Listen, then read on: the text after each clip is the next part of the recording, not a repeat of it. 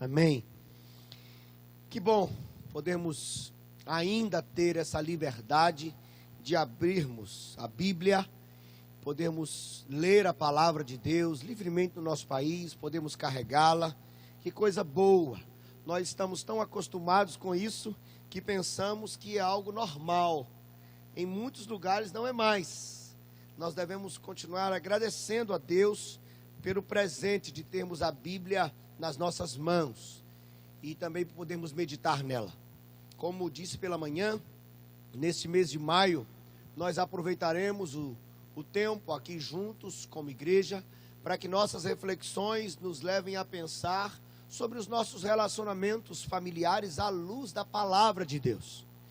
E com exceção do terceiro domingo do mês, que no terceiro domingo nós teremos aqui irmãos da missão Portas Abertas. Foi a agenda que conseguimos e certamente será mais um tempo muito especial para nós como igreja, dentro dessa importante obra missionária que nos foi confiada.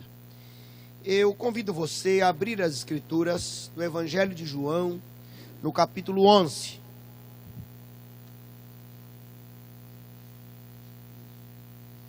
Evangelho de João, capítulo 11. Muito curiosamente, eu havia me preparado desde a segunda-feira, na verdade comecei no domingo, para pregar hoje.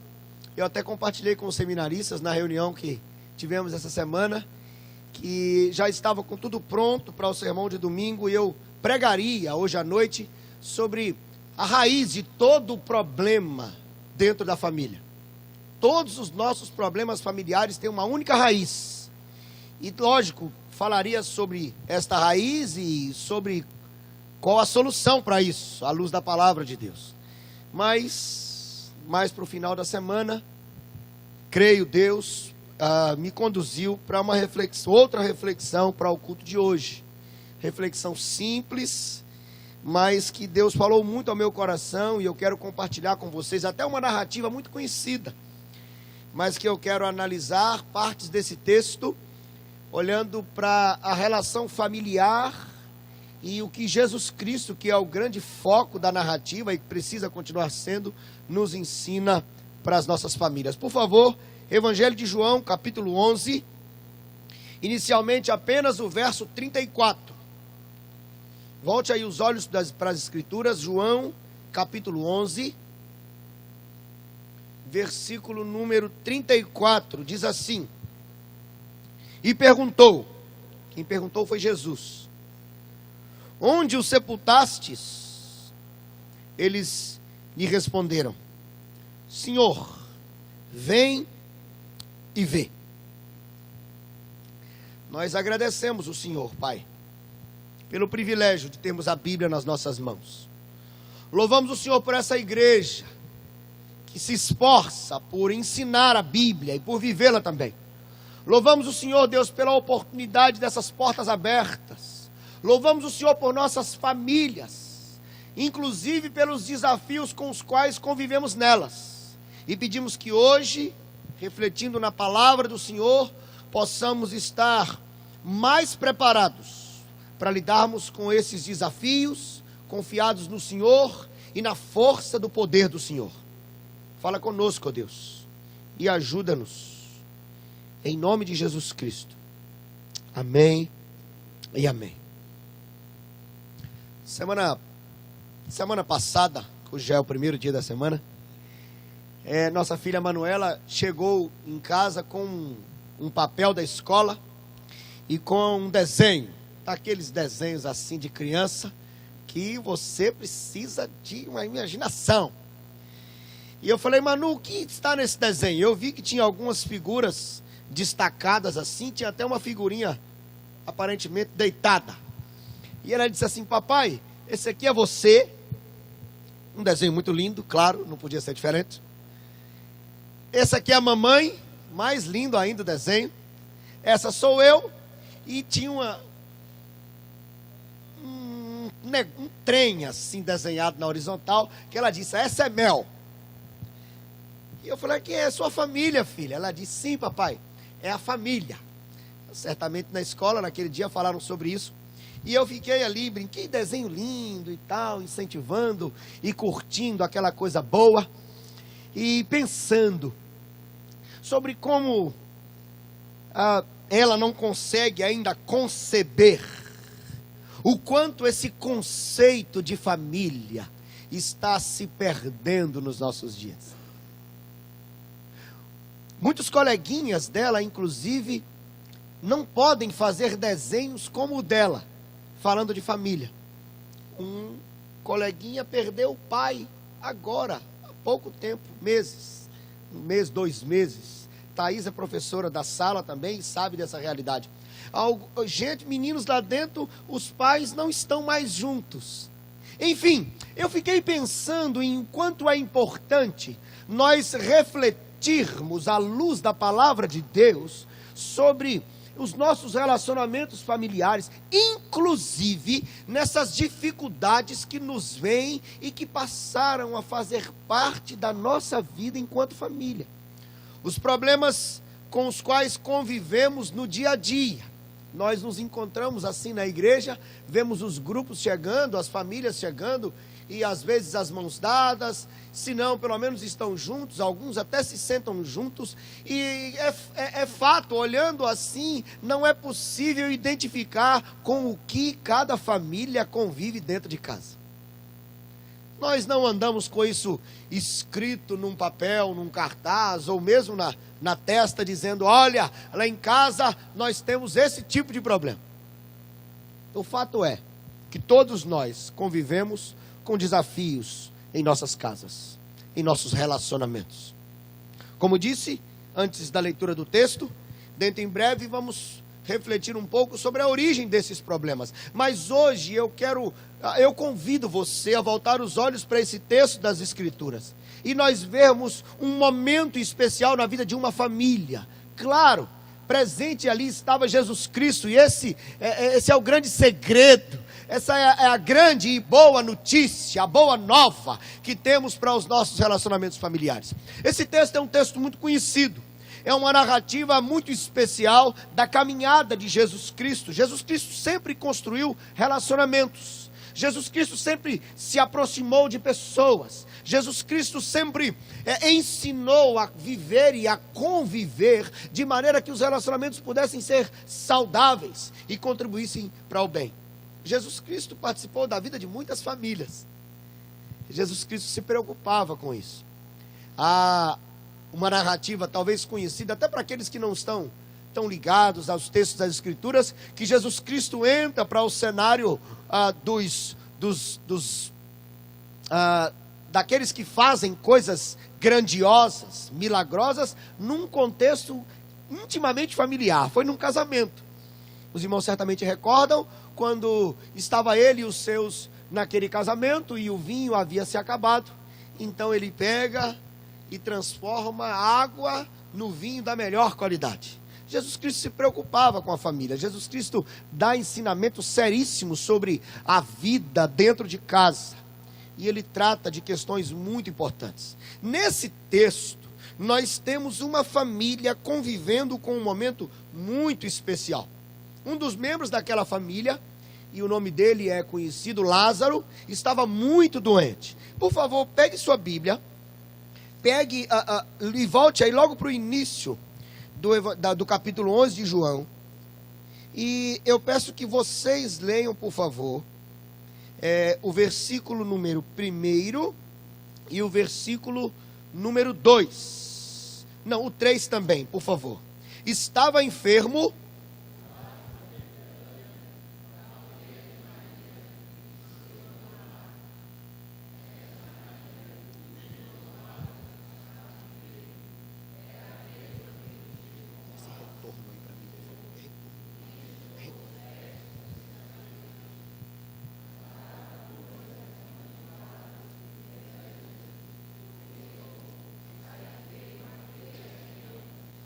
Pronto. Queridos, como nós conhecemos essa história, nós sabemos que aqueles que não conhecem vão conhecê-la aqui, mas eu acredito que a grande maioria conhece essa história de Lázaro. O que nós temos aqui é uma história que nós sabemos o final dela. como as coisas começam. O texto diz que uma família que tinha um bom relacionamento com Jesus estava com um sério problema. Tinha um membro da família que estava doente. E eles então mandam procurar a Jesus Cristo para dizer para ele o seguinte: olha, Jesus, existe um membro da nossa família que o Senhor ama, que está muito doente. Quando nós olhamos lá para o final da história, esse moço chega a morrer, né? Quando nós chegamos no final dessa história, nós vemos que Jesus chega e ressuscita o moço. Então nós olhamos e fala: poxa, que coisa linda, porque no início do texto, no verso seguinte, se você prestar atenção, diz assim: ao receber a notícia, Jesus disse: essa enfermidade não é para a morte, sim para a glória de Deus, a fim de que o Filho de Deus seja por ela glorificado. E na sequência ainda reforça: Jesus amava aquela família, amava Marta, amava a sua irmã e amava também a Lázaro. Quando ele soube que ele estava doente, demorou ainda 2 dias. Olha que coisa curiosa, fala: Jesus amava aquela família, mas quando ele soube que estava doente, ainda demorou mais 2 dias. O grande foco desse texto está na soberania de Deus em conduzir a história da gente. Vemos o Cristo mostrando que a vida e a morte estão sob o poder do Senhor. Uma prova disso é que ele, Senhor do tempo também, espera um pouco mais, e quando ele chega lá, já sabia, o moço estava morto. E depois o desenrolar da história mostra a manifestação do poder de Deus para atingir o propósito que Cristo havia estabelecido, que já havia, ou que já estava para aquela história. Mas, meus irmãos, embora o foco esteja em Cristo e deve estar em Cristo, pensando um pouco em família, nós precisamos olhar para esse texto e ver que, embora essa história tenha um desfecho muito bonito, essa família não sabia, no momento em que procurou Jesus, o que ele estava por fazer. Vamos pensar cronologicamente. Eles convivem com um problema extremamente sério e eles constatam que o quadro estava se agravando cada vez mais e que agora a situação chegou num estado que precisavam de ajuda. E eles pedem ajuda ao Filho de Deus. Sabiam que Jesus era alguém extraordinário e que podia fazer coisas extraordinárias. E eles então mandam um recado para Jesus. Nós temos uma família que reconhece, primeiro, que estava com um problema seríssimo, com uma dor instalada no coração. E estavam desesperados, porque se o Cristo não fizesse nada, o problema com o qual estavam convivendo iria consumi-los e chegaria a uma situação tal que não teria mais jeito, nada mais poderia ser feito. Então, gente que se ama, e família normalmente é assim, eles buscam socorro. Eles mandam a notícia para Jesus e falam: olha, nossa família está sofrendo, o problema está muito sério e Lázaro está à beira da morte. Claro, queridos, que eu já convoco vocês a pensarem no problema com o qual estava convivendo essa família, mas já fazendo um paralelo para aquilo que nas nossas casas podem tomar o lugar de uma situação muito difícil dentro de casa. É bem provável que eu esteja olhando para famílias aqui que convivem com situações que nunca externaram, ou talvez que já foram externalizadas e que nunca foram tratadas ao ponto de encontrarem a melhor solução. É possível que eu esteja olhando para famílias aqui que estão muito machucadas, com situações que não conseguiram superar, problemas que não resolveram, ou talvez problemas que já concluíram, que não tem mais solução. É fato que todos nós temos os nossos desafios, e essa família também. E eles então, como gente que acreditava em Jesus, diz o texto, que eles mandam falar com Jesus. Eles acreditavam que Jesus tinha poder para mudar aquela situação. O texto que foi lido aqui, ou melhor, o versículo inicial que foi lido, no versículo, o verso 34, nós já encontramos Cristo num diálogo com aquelas irmãs, com aquela família. Primeiro chega Marta. Marta se aproxima de Jesus e agora o irmão já estava morto. A família estava, já tinha diante de si a concretização da derrota diante daquele problema. Era nítido aos olhos de todos que aquela situação não tinha mais solução. Então, quando Jesus se aproxima, Marta se põe aos pés dele e fala: olha, Jesus, se o Senhor estivesse aqui, a gente não tinha chegado a esse ponto. Se o Senhor já tivesse agido, a nossa família não estava sofrendo desse jeito. E Jesus continua a caminhada. Depois chega Maria.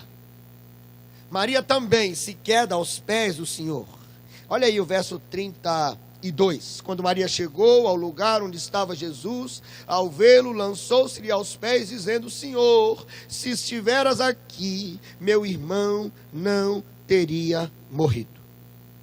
Jesus olha, a vê, a chorar, aqueles que ali estavam, sente a dor daqueles, e o seu coração fica apertado, numa linguagem nossa. Aí sim, nós temos agora o cenário todo descrito diante de nós. E eu quero que você caminhe comigo na sequência dos versos aqui, para que nós olhemos para essa relação dessa família com Jesus Cristo e assim possamos tirar lições para aquilo que nós podemos aprender e termos em nossos corações cravado mensagem do céu para lidarmos com as nossas questões dentro de casa. No texto do verso 34, Jesus pergunta: onde está o moço? E eles responderam: Senhor, vem e vê. A angústia, a dor daquela família era por causa de um membro da família que estava doente. Jesus chega e fala: cadê ele? Cadê o problema? Apresentem para mim. Mostrem, coloquem diante de mim o problema. E eles olham para Jesus, e eu fico imaginando eles se entreolhando, já sabendo que o moço estava sepultado já há 4 dias.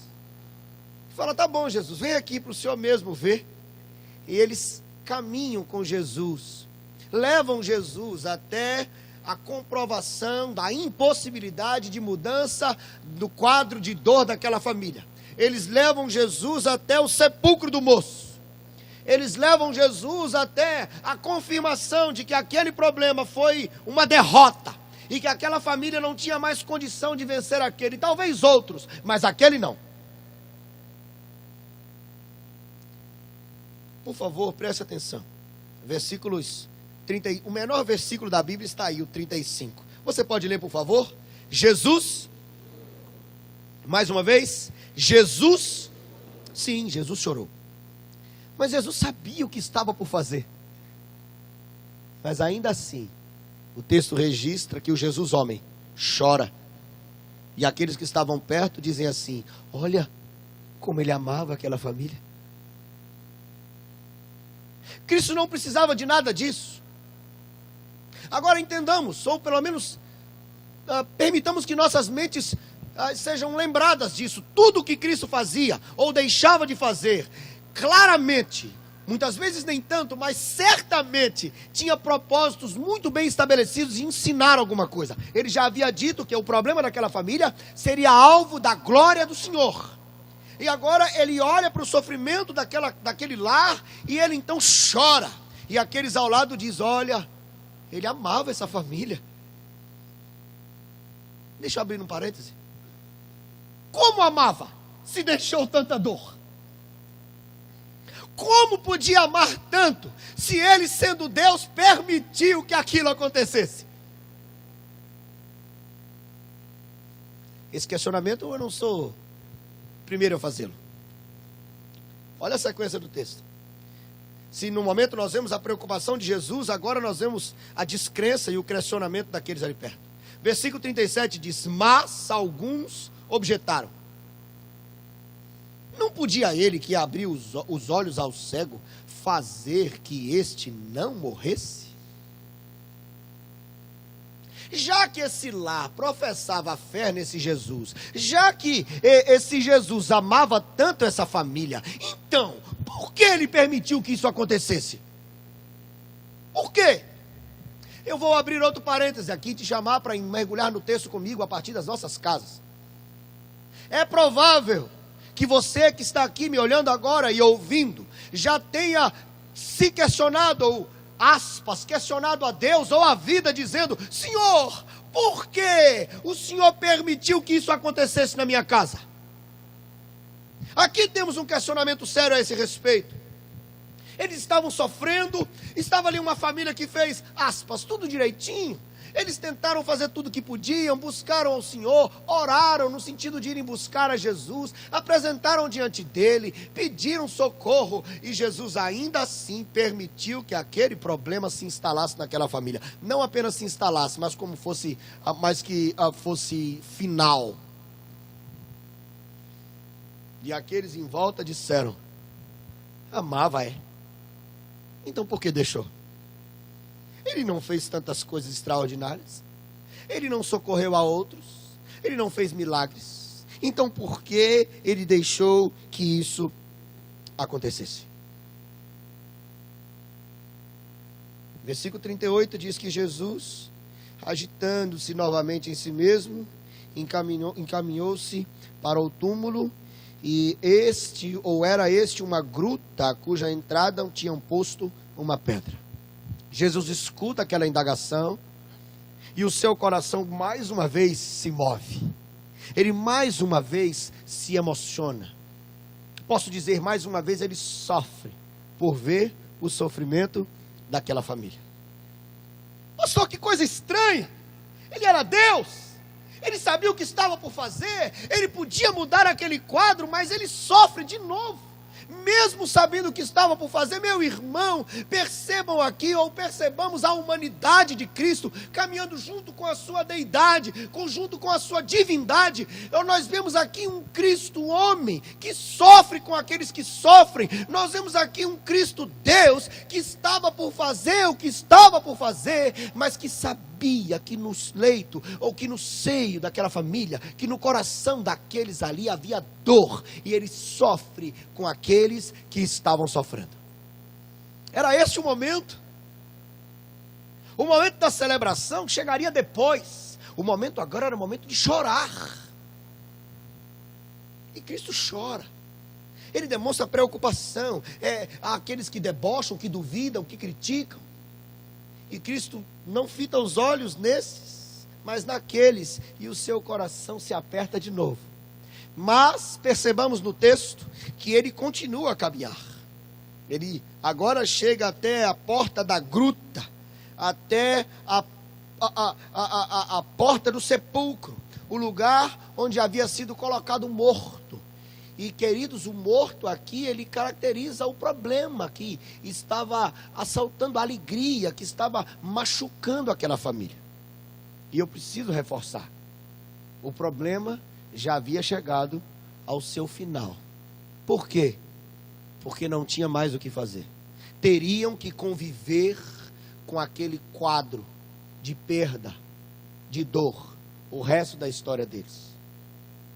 E Cristo se põe frente a frente com a gruta, frente a frente com a caverna.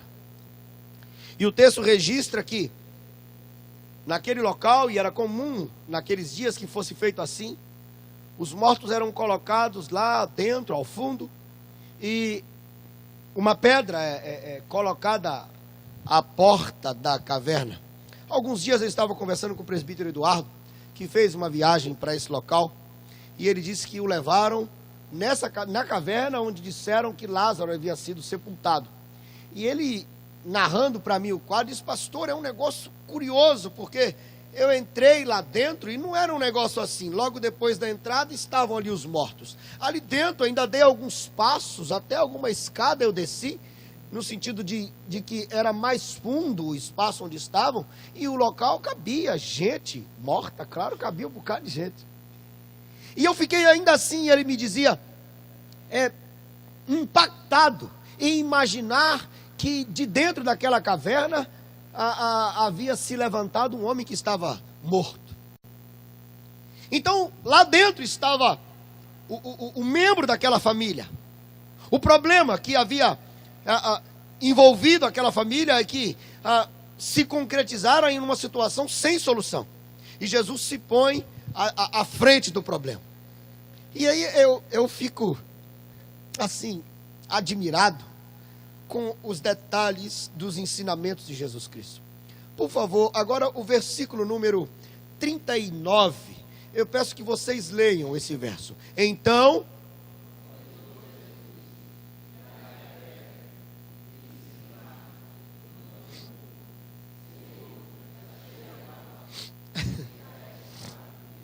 olha aqui, Deus e nós. Primeiro, eu fico assim pensando, por que isso? Se Jesus estava para ressuscitar o morto, mandar aquela pedra sair dali seria um negócio pequeno, fichinha.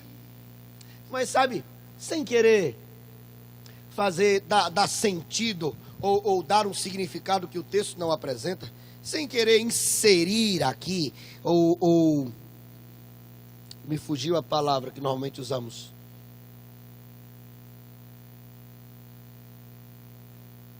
Inferir, sem querer dar metáforas e ensinamentos que não estão explícitos no texto.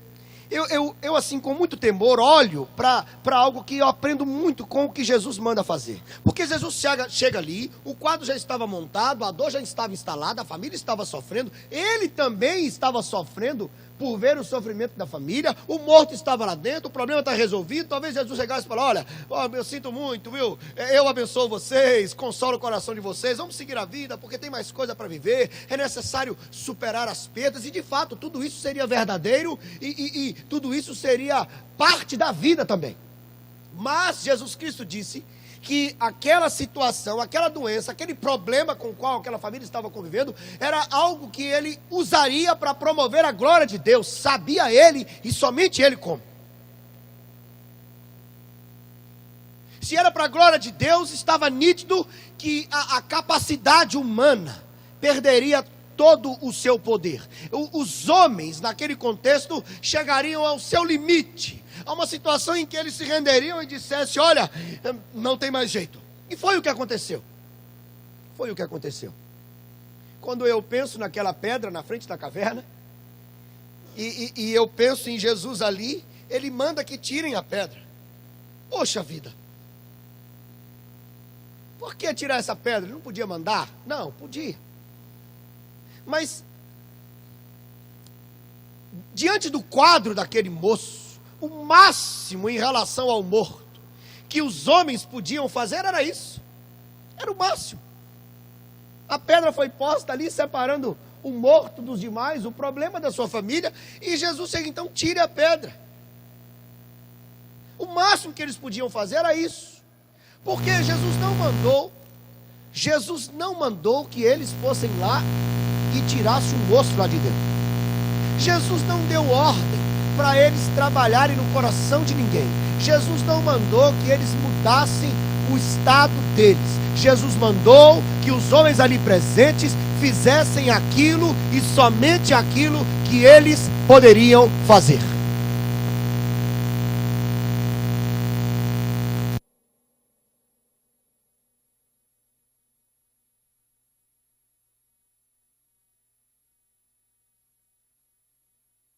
Ali, com algo preparado nos propósitos divinos, para glorificar o nome do Senhor com o que estava por fazer, aqueles que ali estavam receberam a oportunidade de fazerem o que ainda podiam fazer,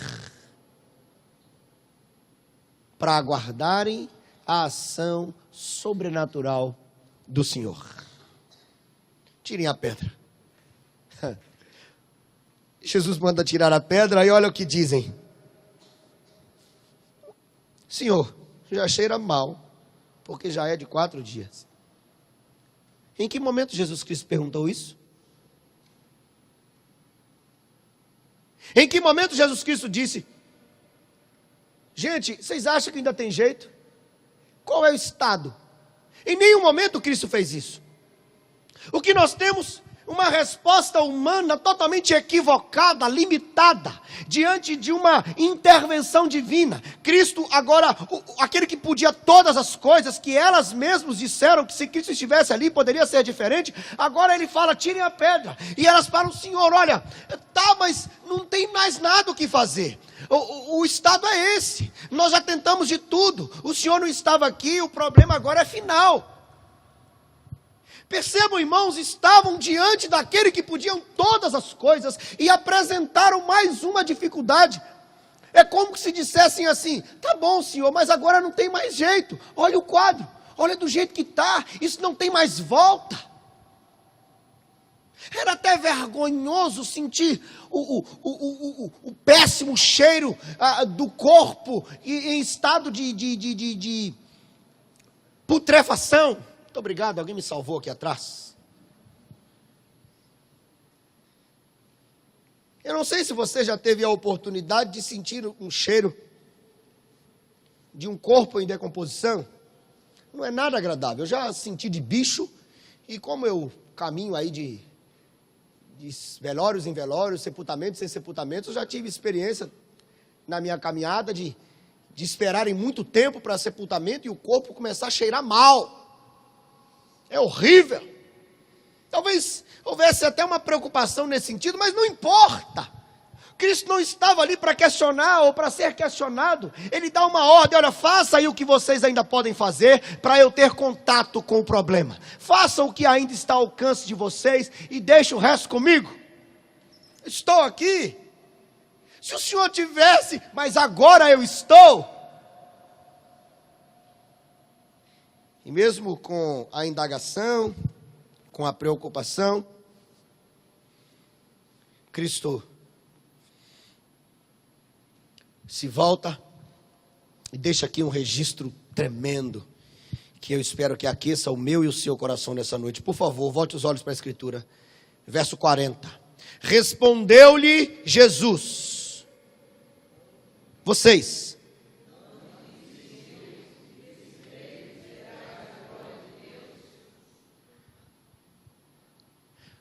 estava morto, não estava? O problema era final. Aquela família não tinha mais o que fazer. Senhor, já está até cheirando mal. Nossa família já está até acostumando. Já são 4 dias de luto. A gente já está aprendendo a conviver com isso. Jesus Cristo fala o seguinte: gente, eu estou aqui. Vocês precisam crer que quando eu estou presente, a coisa ainda pode mudar. Porque eu posso todas as coisas. Se creres, verás a glória de Deus. Aquela família é desafiada a obedecer a Cristo naquilo que Ele mandou fazer e naquilo que eles podiam fazer, para aguardar o que somente Ele, o Deus, poderia fazer. Deixa eu dar uma pausa aqui. Meus irmãos, talvez, eu não sei para você, mas dos problemas que mais me machucam são os problemas de ordem familiar. Ou quando os convivo na minha casa, ou quando tenho notícia dos meus familiares com as suas dores lá. Me preocupam, me machucam, me fazem sofrer grandemente. Acredito que, se não com todos, com a grande maioria aqui presente, deve ser assim também. Quando nós pensamos dentro de nossas casas, de nossas famílias, e olhamos para os problemas com os quais convivemos, é muito provável que eu esteja olhando aqui para famílias que resolveram que não tem mais jeito alguma situação. Talvez nunca disseram isso, não tiveram coragem de fazê-lo, mas estão convivendo com o problema dizendo: bora, vamos levar. Já não tem mais iniciativa, já não tem mais tentativa, já não busca mais recursos. Ou talvez está tentando de novo, mas está cansado, está cansada, e a tristeza está instalada, mas ainda assim fica tentando um respiro, um suspiro, para não desistir de vez. Alguns dias eu tive notícia de um moço que havia intentado contra a própria vida, alegando estarem difíceis demais os seus problemas dentro de casa. Queridos, o máximo que nós conseguimos fazer, às vezes, quando o desespero se instala, é em situações como essas. Nós nos desesperamos, muitos deixam a igreja, abandonam a fé. Que Deus é esse que permite que isso aconteça na minha vida, na minha família? Ou talvez você continue aqui dentro, buscando a Deus, louvando o Senhor, mas todas as vezes que nós mexemos nesse assunto, o seu coração fica apertado aí. Talvez um parente, um filho, o pai, a mãe, alguém que já esteve nos caminhos do Senhor e que está longe. Talvez um relacionamento quebrado, um perdão não concedido, um problema que está roubando a alegria há dias, há meses, há anos. Talvez você já orou por isso muitas vezes, já apresentou diante do Senhor, já buscou socorro, já falou com o pastor, já pediu oração. Você vai convivendo com isso, isso vai te roubando, te consumindo, te apertando. E se hoje alguém chega e fala, olha, Jesus pode, você diz, não, mas já cheira mal há muito tempo. Pastor, o senhor não entendeu, a gente já fez tudo o que podia fazer. Pastor, acho que o senhor não compreendeu, não tem mais jeito. Acabou. É possível que você olhe para dentro da sua casa hoje e esteja convivendo com algo assim, ou com alguma coisa que esteja caminhando nessa direção. Quantos relacionamentos perdidos.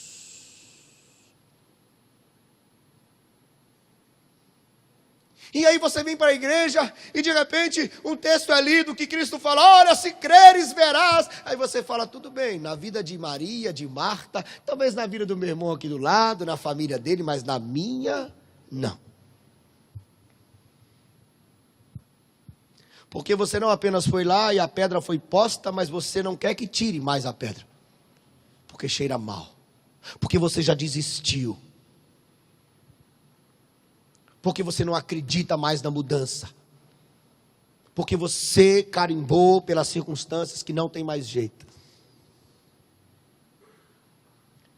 Aí Cristo planta uma semente de esperança e diz assim, olha, tem jeito, viu? Ele continua a ser Deus. Mas está demorando, pastor. Ele demorou mais 2 dias aqui para o moço morrer. Foi. De propósito. Ele aguardou um tempo mais. Então isso significa que o tempo não é problema, meu irmão. Minha irmã, o tempo não é problema. Pode passar 4 dias, 40. O tempo que for, aquilo que Cristo tem por fazer na vida e na família da gente, Ele vai fazer.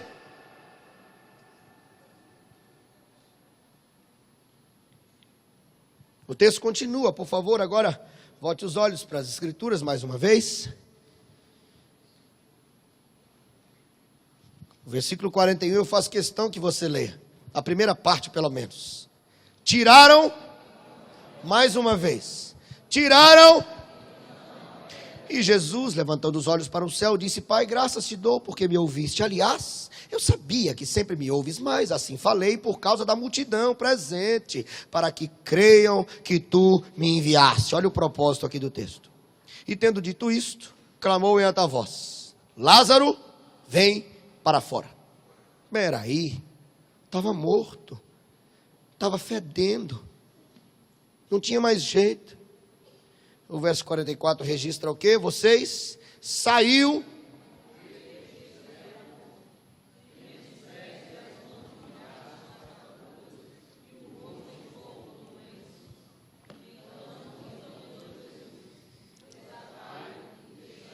Tire deles as marcas, tire dele os panos, tire dele o que impede de continuar a viver, desatai-o e deixai-o ir. Aleluia. Eu pedi que vocês lessem aqui o início do verso 41, porque embora tivesse a membro da família falado com Cristo que disse acerca do estado do morto, Cristo dá uma palavra de esperança, e eles então obedecem a palavra de Cristo. O texto diz que eles tiraram a pedra. Fizeram aquilo que ainda podiam fazer, mesmo talvez sem esperança, mesmo sem, tá bom, vou tirar, e aí? Meu querido, eu quero encorajar você nessa noite, em nome de Jesus. Eu quero encorajar nessa noite a você a apresentar diante de Jesus Cristo mais uma vez a sua família e esse problema aí, que você não está querendo nem pensar nele. E esse relacionamento quebrado. E essa luta que te machuca, que você está sofrendo já há algum tempo. Essa resposta que não chega, esse quadro que não muda.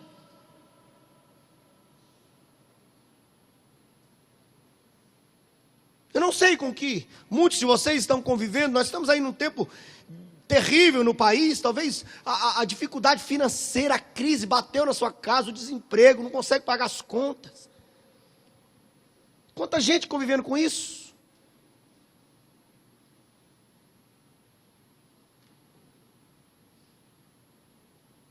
E isso vai roubando a alegria. Sendo nós, os homens, os responsáveis biblicamente pela provisão, isso mexe ainda mais com a gente.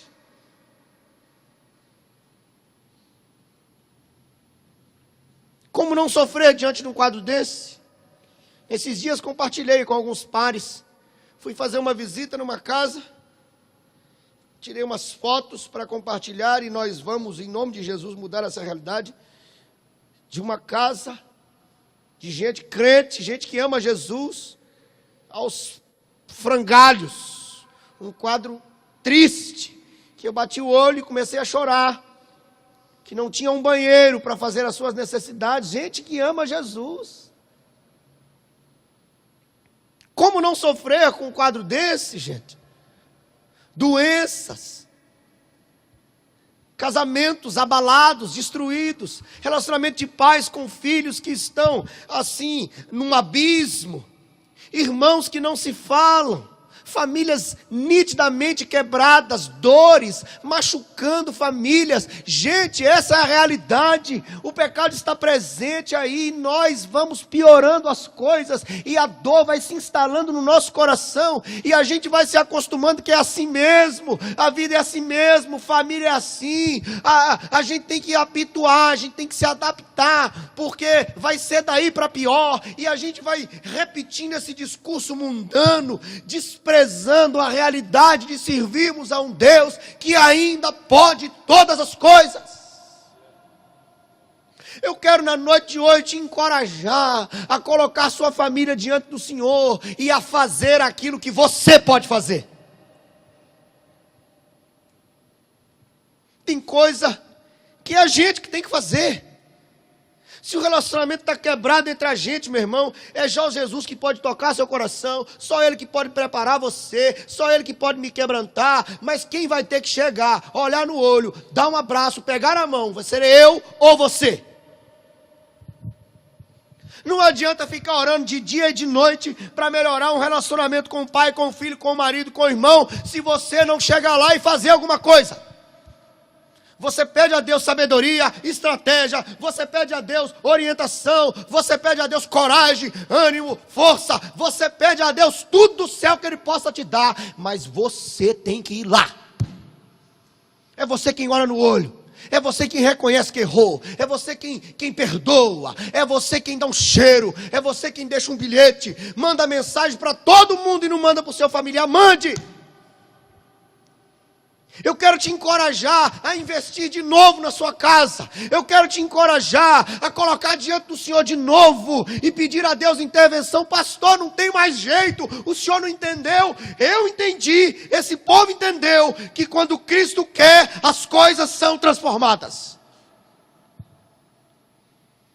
Eu quero te encorajar nessa noite, meu irmão, a crer que o que está escrito e foi pregado hoje pela manhã no Salmo 128, que há possibilidade de vida feliz no lar. Isso ainda é verdadeiro, porque Deus continua a operar grandes coisas para a glória do nome dEle. Difícil isso, não é? É difícil falar dessas coisas, não é? É difícil porque mexe com a gente, mexe com o orgulho da gente, mexe com feridas que foram abertas na gente ou que a gente abriu no outro. Mexe com a gente porque a gente tem que sair da zona de conforto.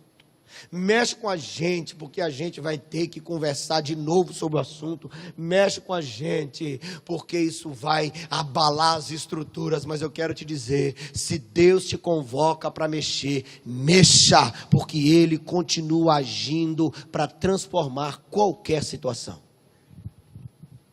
Para que isso? Vamos ler agora juntos o final dessa narrativa, até aqui, versículos 45 e também o 46, juntos. Muitos, pois, dentre os judeus que tinham vindo visitar Maria, vendo o que fizera Jesus, creram nele. Outros, porém, foram ter com os fariseus e lhes contaram dos feitos que Jesus realizara. De um jeito ou de outro, a glória do Senhor foi manifesta. Aleluia. Quando você olhar, viver aquilo que Cristo tem por fazer e pode fazer na sua história, isso vai servir de testemunho, incentivo, ajuda, ânimo para outras famílias que também estão sofrendo, em dizerem assim: Deus fez nessa família, eu vou buscá-lo porque creio, Ele pode fazer na minha também.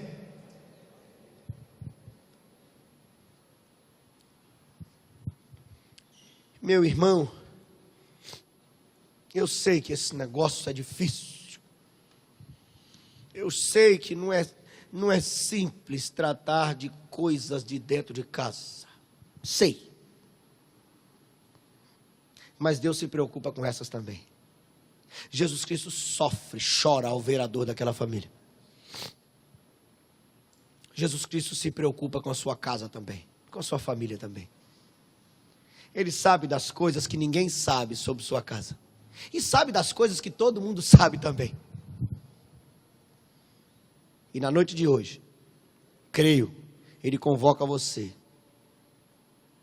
para uma retomada de fé, em apresentar sua casa diante do Senhor e ser você um agente de mudança, sob a instrução do Senhor, para fazer aquilo que você pode fazer. Pastor, mas o outro que me ofendeu, sim, vai ter com ele. Pastor, mas eu sou vítima nessa história. Só teve uma na história, que foi Jesus Cristo. Nós olhamos para Ele e aprendemos com Ele o que devemos fazer, a título de amor, de caminhar 1 milha, 2, 3, porque Deus fez isso conosco em Cristo Jesus. Eu quero te encorajar, meu irmão, na noite de hoje,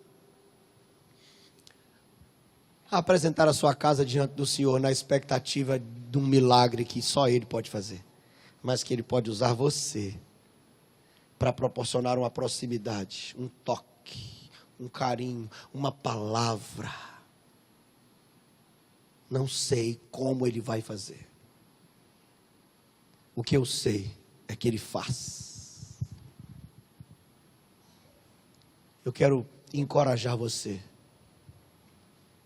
para que nós comecemos esse mês buscando do Senhor ânimo, força e fé, para apresentarmos nossas famílias e buscarmos nele sabedoria para fazermos aquilo que eu e você temos que fazer. Nós vamos orar agora. E eu quero convidar você a orar por sua família. Quando as famílias da igreja são fortes, a igreja é forte. Então nós primeiro vamos ficar de pé, todo mundo, por favor. Todos de pé.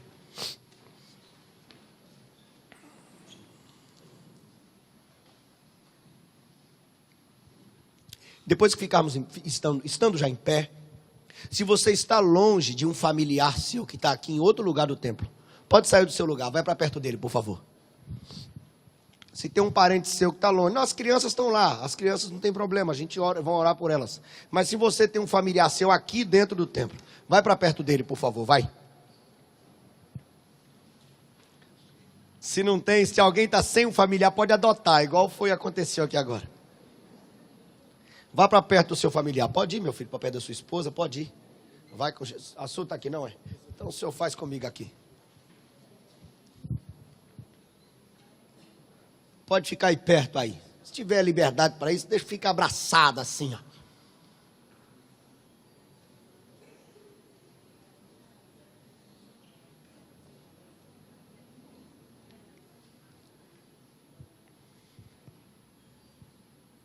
Deixa eu dar um testemunho bem rapidinho aqui para vocês. Eu nunca vi dentro da minha casa, por parte dos meus pais, um cheiro, um beijo, um abraço. Nunca vi, nunca. E não vou ver, porque meu pai já morreu, né?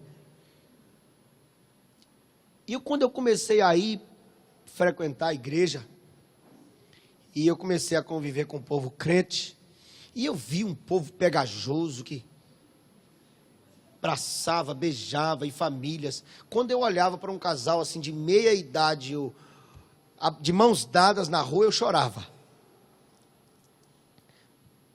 Porque eu não sabia o que era isso. E eu vou dar uma sugestão para você. Não passe tempo sem encostar, sem dar um cheiro, um abraço no seu parente, no seu familiar. Sem olhar no olho. A vida é tão corrida, gente. Não perca tempo, não priorize as pessoas de fora. Não fica tratando com carinho, com declarações de amor, os de fora e deixando dentro de casa sem. Mas isso é tão trágico. As comparações sempre para depreciar, sempre o do outro é melhor. Cuidado com isso. Se Deus te plantou nessa família, é porque soberanamente Deus arquitetou uma história bonita para você dentro dessa família. Ame essa família, lute por ela. Desista não. Não seja negligente, nem irresponsável. Deus fez família para viver junto. Agora tem coisa que é a gente que tem que fazer, não é? Eu estou sem a minha aqui, eu vou pegar o xará. Nós vamos orar e vamos pedir a Deus que nos ajude a lutarmos pelas nossas casas. A fazermos aquilo que a gente que tem que fazer e acreditar naquilo que Deus pode fazer. Na noite de hoje, meu irmão, eu te desafio a pedir ao Senhor que te ajude a lutar de novo, a orar de novo, a tentar de novo. Porque estamos vivos, meus queridos, ainda há esperança. E se a morte se estabelecer, Jesus Cristo pode mudar também, aleluia. Senhor, nós nos reunimos como igreja, como família, como famílias. Cada família aqui representada. E muitos que nem estão aqui. E alguns corações apertados nessa hora, Deus. Porque seus filhos, ou pais, ou irmãos, ou parentes estão longe, não apenas longe daqui dessa hora, mas estão longe do convívio. E eu não falo simplesmente geográfico, é da afetividade, é do carinho, é longe do Senhor. Situações, ó Deus, difíceis, insolúveis aos nossos olhos, famílias destruídas por perdas, por dores, separações, por crises financeiras, emocionais, seja qual for o problema, o fato é que nossas famílias clamam e precisam do socorro do Senhor. Às vezes nós fazemos como Marta ou Maria, mas porque o Senhor estava aqui? Quando o Senhor chega, a palavra vem diante de nós, a gente ainda insiste, mas não tem mais jeito, o tempo já passou, Deus perdoa a gente, porque nós não conseguimos ver quase nada à nossa frente. Em nome de Jesus, eu imploro ao Senhor que esteja renovando o ânimo, a alegria e a esperança de cada um dos meus irmãos aqui hoje à noite. Oh Senhor, olhando para a palavra do Senhor, serem ajudados a crer que não existe quadro que não pode ser transformado pelo poder do Senhor, que o Senhor dê forças para fazer aquilo que a gente tem que fazer, e esperarmos a ação sobrenatural do Senhor, quando o Senhor dá uma palavra de ordem, e as coisas acontecem. Dá-nos, Deus, que nossa igreja seja uma igreja de famílias fortes, famílias que se amam, famílias que se tocam, famílias que oram, famílias que buscam o Senhor, famílias que não desistem, famílias que estão aos pés do Senhor.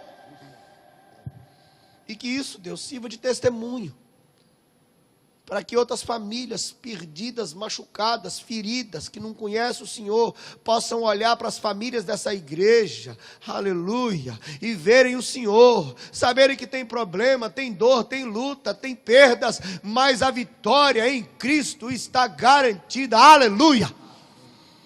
Que o Senhor ajude cada um a acreditar que o Senhor é o Senhor do tempo, que o Senhor tem respostas que a gente não enxerga, que o Senhor tem soluções que a gente não consegue ver. Oh Deus, abre os nossos olhos e ajuda-nos a fazer, a agir e a reagir sob a direção do Teu Espírito, e que possamos testemunhar a ação do Senhor em nossas casas.